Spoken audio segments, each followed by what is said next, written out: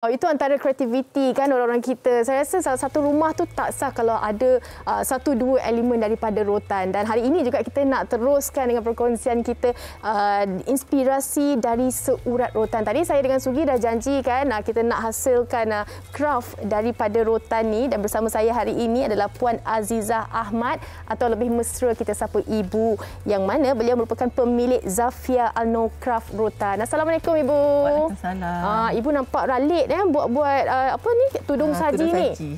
Okey, kalau bolehlah Ibu kongsikan bila mula berkecimpung dalam industri craft ni, Bu?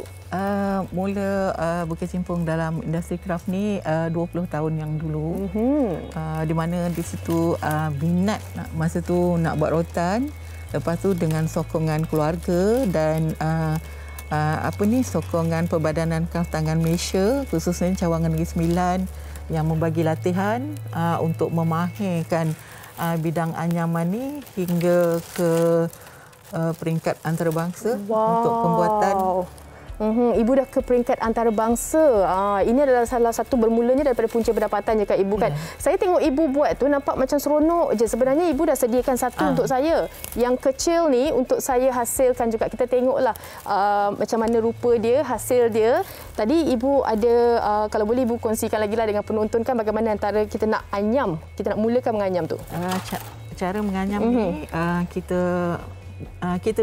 kita yang mula-mula ni untuk basic kita gunakan jalin satu sahaja. Jalin satu. Jalin satu. Kalau kita bermula dari dalam, kemudian tu kita terus keluar tiang dia, masuk balik ke dalam tiang dan keluar semula. Selang-seli saja. Selang-seli. Okey, Fatin cuba, Fatin cuba. Cuba. Okey, kalau sama-sama kita sembang lah bukan? Menganyam selalu kena sembang.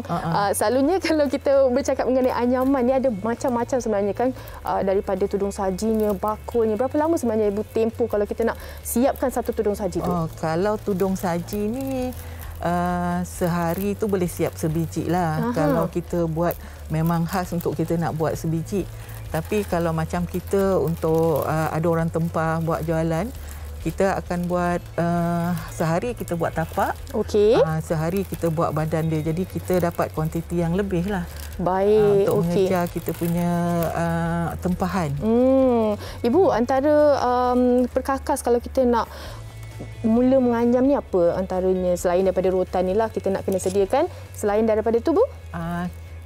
Dia punya peralatan yang kita perlu ada gunting, cucuk ais, lepas tu pembaris lah macam biasa, dan yang penting juga air. Air untuk? Air ni adalah untuk melembutkan rotan ni. Memang kita tengok rotan ni keras, tapi bila kita dah rendam dengan air, sifat dia akan bertukar jadi lembut. Jadi barulah kita senang nak menganyam, nak membentuk satu-satu produk yang kita buat. Okey, baik. Ibu, tadi Ibu ada kongsikan Ibu dah bukan di Malaysia saja, Ibu dah sampai ke luar negara. Kalau boleh dikongsikan antara fenomena ataupun penerimaan orang muda berkenaan anyaman kraft tangan Ibu bagaimana? Sebenarnya penerimaan orang muda sama je macam di negara kita dan di luar. Mereka amat meminati. Sebab apa? Bila kita buat produk rotan ni, kita tak fokus untuk golongan pertengahan umur ataupun yang lebih dewasa, umur yang lanjut usia. Kita fokus juga untuk setiap lapisan umur. Betul. Contohnya kita akan buat handbag. Handbag tu kita akan campurkan elemen-elemen seperti kain, kulit, metal.